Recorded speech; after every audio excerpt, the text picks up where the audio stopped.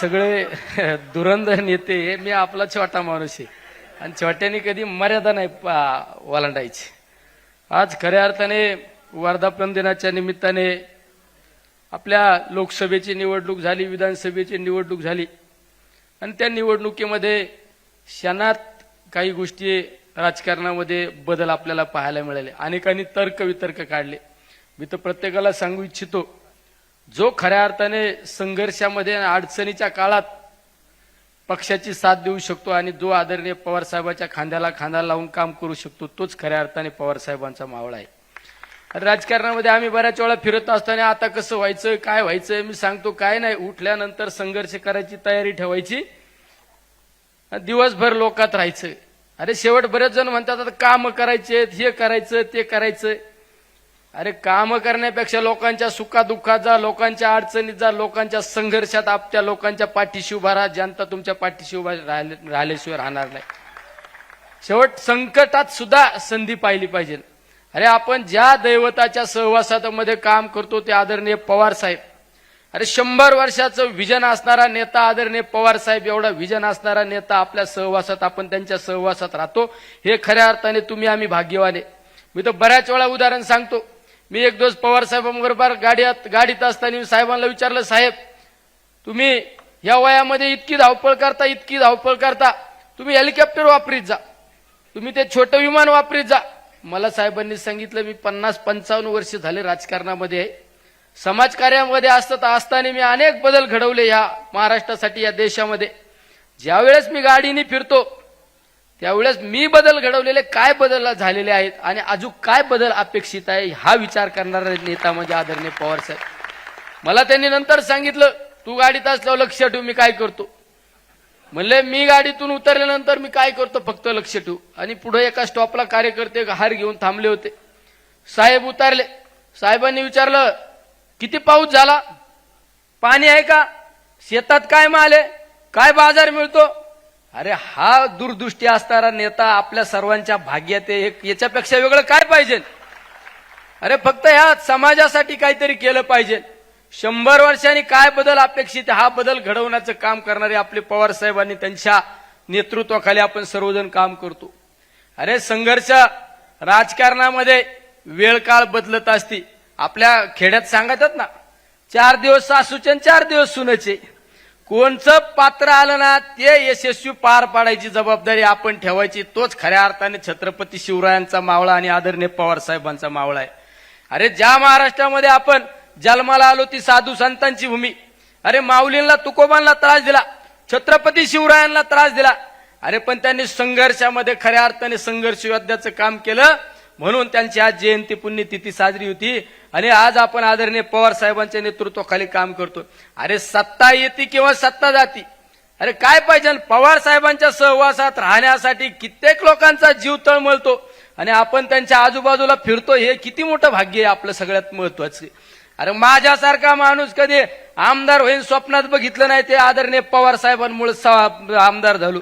मी तर आमदार झालो, मी तर मला चिमटा घेऊन बघितला होता, मी खरंच आमदार झालो का काय. खासदार झाले, आमच्या तात्यांना विचारा, तात्या म्हणले खरं आहे का काय. तात्या म्हणले नाही खरं आहे, तू खासदार झालाय. अरे ही ताकद फक्त अदृश्य, ही ताकद आदरणीय पवार साहेबांची ताकद आहे. अरे राजकारणामध्ये बरेच लोक आता कसं, अरे आता कसं काय होत नसतं, कधी दिवस बदलते भरोसा नाही, आशावादी राहायचं शिका. अरे जो घरात घुसतो तो कसला कार्यकर्ता, तो कसला मावळा. अरे आयुष्याच्या 55 वर्षाच्या राजकारणामध्ये 25 वर्ष विरोधी बाकावर बसून यशस्वीरित्या कारकीर्द पार पाडणारा आपला नेता आहे.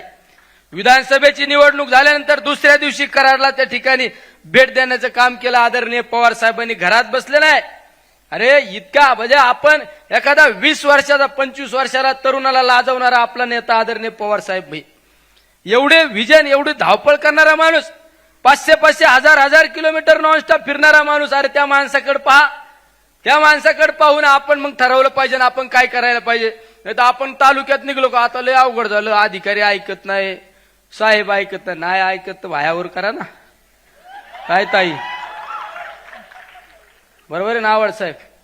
मी तर सांगतो आम्हाला हात पण जोडता येतात, भायावर करता येतात. आता भायाच वर करावं लागतात कधी कधी सत्ता नसल्यावर, माहिती रोज वाद होतात. पण समाजासाठी, जनतेसाठी, स्वतःसाठी नाही. अरे स्वतःसाठी जगतो आणि स्वतःसाठी भायावर करतो तो खऱ्या अर्थाने पवार साहेबांचा कार्यकर्ताच नाही.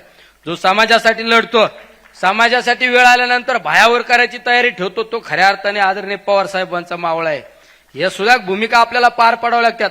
अनेक वेगवेगळे काल परवा माझ्याकडे जिल्हा परिषदेचे मेडिकल भरती झाली आरोग्य विभागाची.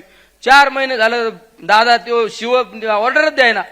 मी काल जाऊन बसलो, त्याला सांगितलं मी उठत नसतो, हा नाही दिलं तर मग आज सांगावं लागतं. साहेबांना पटत नाही माझं काही गोष्टी, पण आतल्या हाताने करतो आम्ही.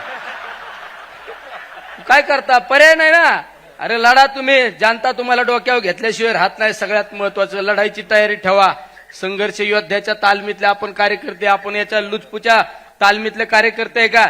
अरे ही तालीम म्हणजे अखंडित अभेद्य तालीम आहे. या सुरुंगाला कुणी छेदू शकत नाही. या सहवासात आपण सर्वजण राहणारे या ठिकाणी मावळे. त्यामुळे खऱ्या अर्थाने वर्धापन दिनाच्या सर्वांना सदिच्छा शुभेच्छा देताना सांगतो, अरे धीर धारा. काहींना तले घाई झाली. अरे आहे ना नेता, अरे आपलं वय नाही तेवढं नेत्याचा अनुभव आहे. नेत्याला राजकारणातलं सगळं फायदे तोटे गणित जुळायचं. आपण चाललोय तेवढं बघा ना नेत्याला म्हणून. अरे आपण लय अंड्यात येत. आपण ज्या वेळेस हापचेटी हिंडत होतो तेव्हा आता महाराष्ट्राचं नाही देशाचं राजकारण करीत होता. जरा धीर धारा, कळ काढायचं शिका. अरे आपल्याला सगळ्यांचा विचार करणारा नेता आहे. स्वतःसाठी जगला नाही. आदरणीय पवार साहेब स्वतःसाठी जगले नाही, हे तुमच्या आमच्या सर्वांसाठी जगलेले. अरे पवार साहेबांनी कित्येक लोकांना सत्तेवर बसवलं, कित्येक लोकांना खुर्चीवर बसवलं. अरे ही जाणीव पाहिजे. परमेश्वर कुठेतरी पाहतोय परमेश्वर. अरे परमेश्वराला माहित आहे ना. अरे या माणसाने काय केलं स्वतःसाठी? अरे जे केलं ते समाजासाठी केलं. कधी कार्यकर्त्याला रात्री अपरात्री अडचण आल्यानंतर पवार साहेब त्या ठिकाणी फोन करतात. एखादा कार्यकर्ता आंदोलनाला बसला तरी साहेब कलेक्टरला सांगतात माझा कार्यकर्ता आंदोलनाला बसला, तुम्हाला गेलं पाहिजे. एखादा कार्यकर्ता रस्ता रोको करीत असताना गुन्हा दाखल झाला, पवार साहेबांना बातमी कळाली, पवार साहेब कुठं जरी असले तर आपल्या आधी त्या कलेक्टरला फोन जातो, एसपीला फोन जातो, माझा कार्यकर्ता हा चुकीचं कार्य करायचं नाही आणि समजून घ्यायचं. आणि साहेबांचा दम तुम्हाला माहित नाही.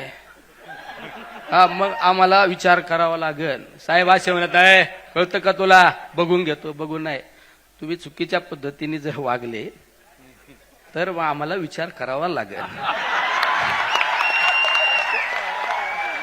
ये इसमें बहुत दम है, इसमें बहुत दम है. नाही तर तुम्हाला दम म्हणजे काय? बघतोय का रे हराम. हे ज्याची त्याची स्टाईल असते. मी जर म्हणलो तर बघून घेतो, ते नाही इसमें दम नाही. मला म्हणाल तुला समजत का? नाही तर बघा तुला उलटा पालटाच करून टाकीतो. ही आपली स्टाईल. आवड साहेबांची सुद्धा बघून घेतो लगे. हा पण या सगळ्या दमात मोठा दम कोणचा? माझ्या समोर एकदा साहेबांनी अशाच एका मोठ्या हस्तीला सांगितलं होतं, निलेश लंके हा माझा कार्यकर्ता आहे, लोकवर्गणी तुम्ही विधानसभेची निवडणूक लढवितोय, त्याला जर चुकीच्या पद्धतीने तुम्ही त्रास देण्याचा प्रयत्न केला तर पाहू आपण. अरे महिनाभर झोपला नसेल कार्यकर्ता, बरोबर ना? आमच्या जिल्हाध्यक्ष महिनाभर झोपला नसेल. ये त्याच्यामुळे मला तर कायम टचका असतो, साहेब हसले का आणि साहेब गप का. त्याच्यामुळं आपण सगळ्यात जास्त भेऊन असतो. साहेब हसल्याला गणित तुम्हाला जर कळालं ना, जायला तुमच्या टांग खालून जाईल. आणि साहेब गप का हे जरी तुम्हाला कळालं ना, त्याला आपण तर तुमच्या समोर लोटांगणच घेईल. अरे हे समजलं नाही म्हणून 55 वर्ष राजकारणात, देशाच्या राजकारणात टिकून राहायला नेता आहे आदरणीय पवार साहेब.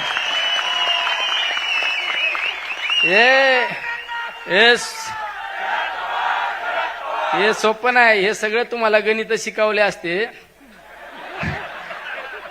हे समजून घ्यावं लागत. साहेबांसमोर प्राचार्य म्हणून जायचं नाही. साहेबांसमोर साहेब आज्ञाधारक विद्यार्थी आहे.